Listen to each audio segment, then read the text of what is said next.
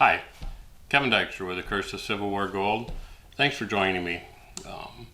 I hope you watched the previous episode, the previous video we did about gray sand and the gold coin necklace. I hope you found that interesting information. We're going to focus a little bit more on the actual capture itself in this video. On the morning of May 10th of 1865, the group, the Jefferson Davis Party, was camping for the night near this little creek, and we showed the creek in episode 1 of The Curse of Civil War Gold. Through the book that Rand Bitter wrote, he talked about a fellow by the name of Lynch, who was a soldier for the 4th Michigan Cavalry. But this individual was not very well liked. He was kind of a rough guy to get along with, as I'm told.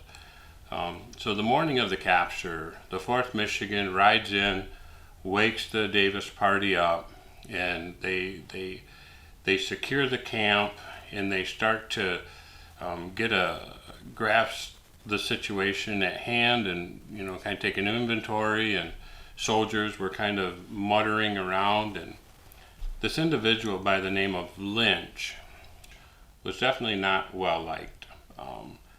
During the capture, he actually put the barrel of his pistol in the face of a slave and threatened him. He said, "If you don't show me where the gold is, I'm going to shoot you." Well, obviously the slave was terrified, so he showed Lynch where the gold was hidden. It was recorded that Lynch found enough gold he needed to bury, because he needed to bury the gold. He couldn't carry it all. There was way too much. So on the way back to Macon, when the 4th Michigan was escorting the Davis Party back to Macon, Georgia, it appears that this Mr. Lynch started talking about the gold and sharing some of it with some of the officers of the 4th Michigan, quite possibly letting them know that he knew there was a bunch of gold there. So what happened was quite interesting.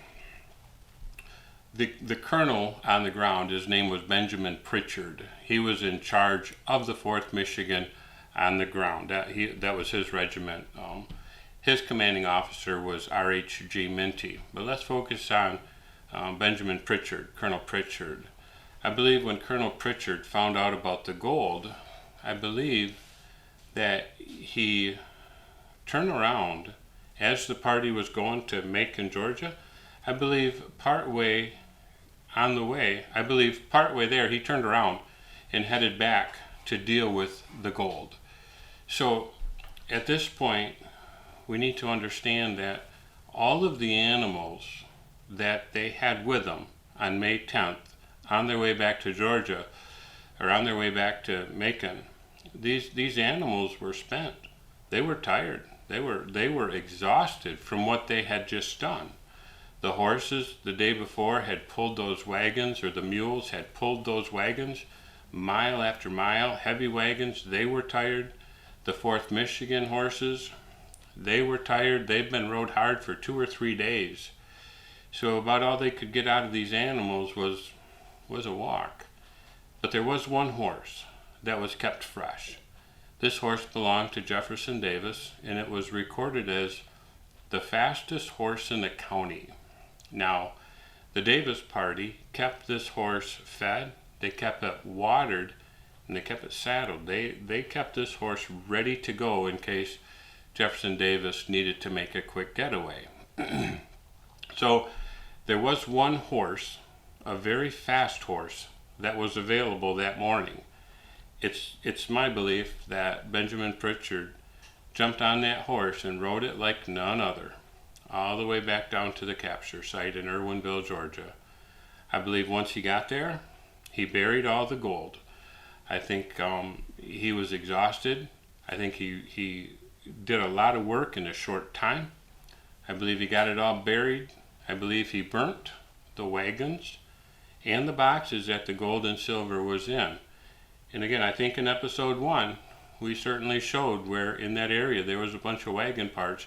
My belief is those are the wagon parts from the wagons that Colonel Pritchard burned that morning or that later that night. So keep in mind, the whole time Pritchard is burying this gold and burning the wagons, the Davis party and the captors are still heading north to Macon, Georgia.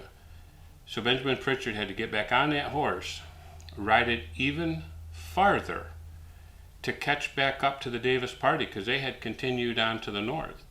But he did finally catch up with the Davis party and was able to meet the people coming from Macon with the party. The interesting thing is that for some reason Jefferson Davis's horse had to be shot.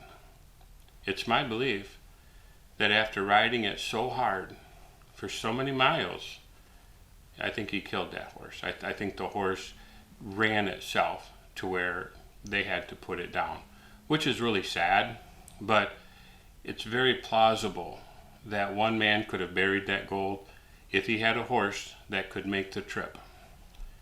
And I sure think that he found a horse that could make the trip. So I found that quite interesting that the horse had to be put down.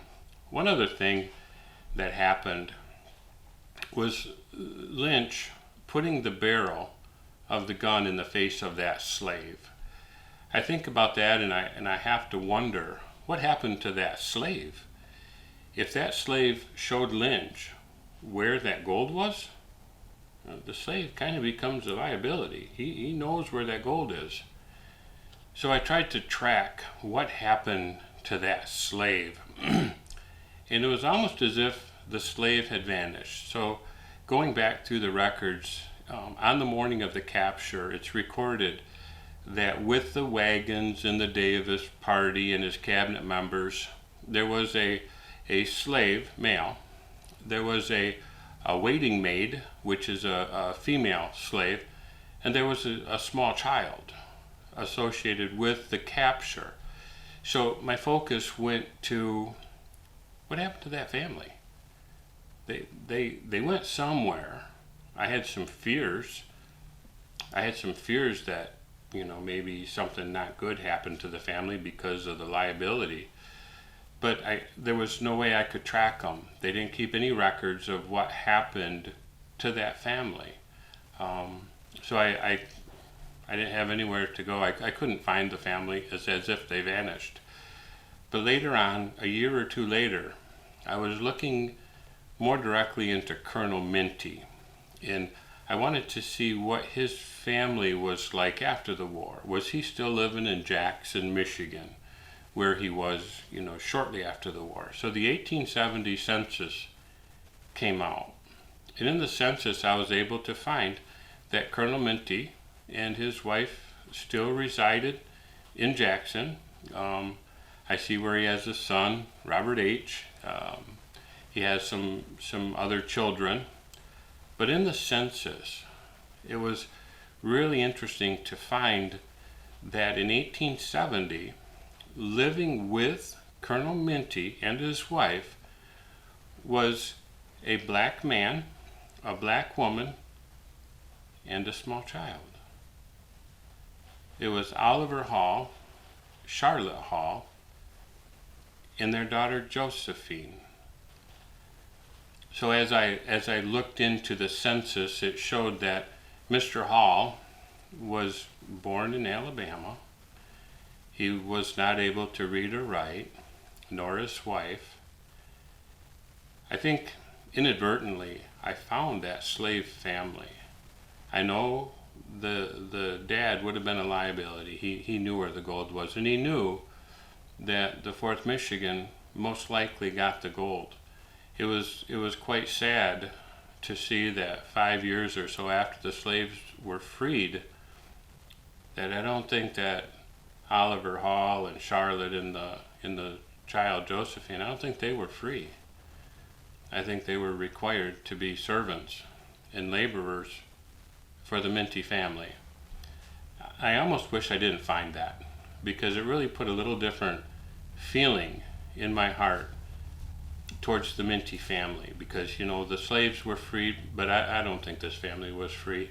I mean, 5 years after the war, we see this family working for, living with the Minty family.